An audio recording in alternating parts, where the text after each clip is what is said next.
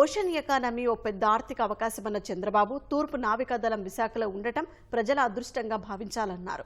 విశాఖ ఆంధ్రప్రదేశ్కు ఆర్థిక రాజధాని అన్న సీఎం నాలెడ్జ్ హబ్గా, టూరిజం హబ్గా వర్ధిల్లనుందని చెప్పారు. త్వరలోనే మెట్రో రైలు వస్తుందని చెప్పారు. విశాఖ బీచ్లో ఘనంగా జరిగిన నావిడే ఉత్సవాల్లో ఆయన కుటుంబ సభ్యులతో కలిసి పాల్గొన్నారు. అద్భుతంగా విన్యాసాలు చేసిన నావికాదళ సిబ్బందికి చంద్రబాబు అభినందనలు తెలిపారు. నావికాదళ సిబ్బంది క్రమశిక్షణ చూస్తే ఎంతో ముచ్చటేస్తుందని అన్నారు.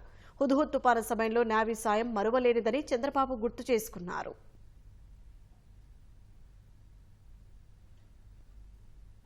ల్యాండ్ చేయలేని చోట మరీన్ కమాండోలని front of fort Gemini. They're simulating a combat beach record C1 and Omkar C1.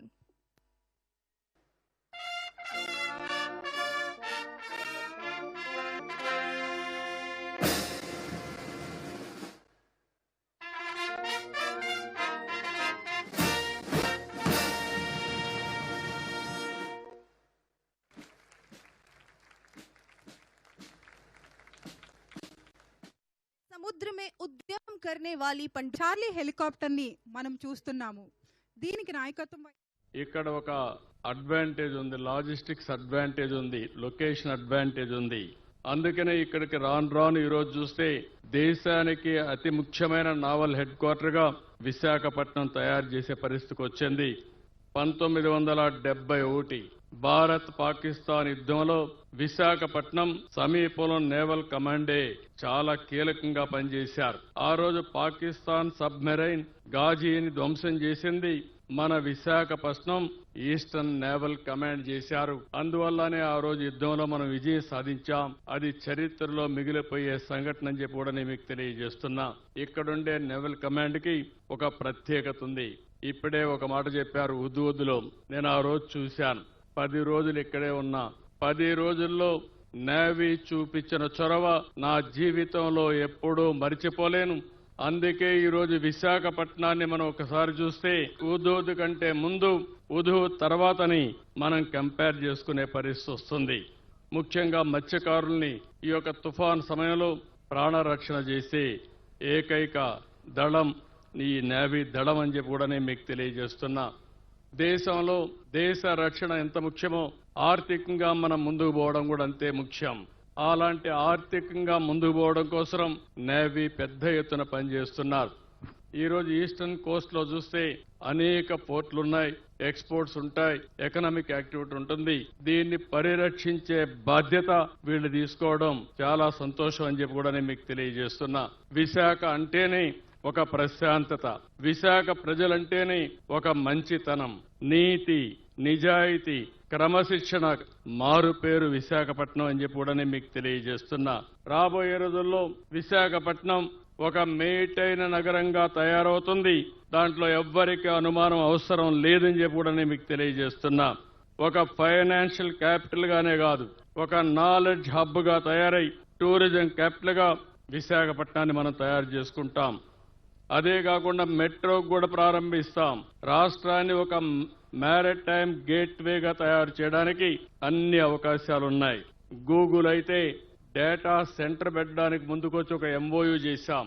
ఇప్పుడే TCS ముందుకొచ్చారు. ఇలాంటి ఐటీ కంపెనీస్ పెద్ద ఎత్తున రాబోతున్నాయి. రేపు 8వ తారీఖున ప్రధానమంత్రి గారు వచ్చి రైల్వే జోన్ కు ఫౌండేషన్ ఇస్తున్నారు. అదే మాదిరిగా విశాఖపట్నంలో గ్రీన్ హైడ్రోజన్ కి ఫస్ట్ ప్రాజెక్ట్ ఏదైతే NTPC ఆంధ్రప్రదేశ్ గవర్నమెంట్ ద్వారా జెన్కో ఇద్దరు కలిసి జాయింట్ వెంచర్ కి ఫౌండేషన్ ఇచ్చే పరిస్థితికి వచ్చారు.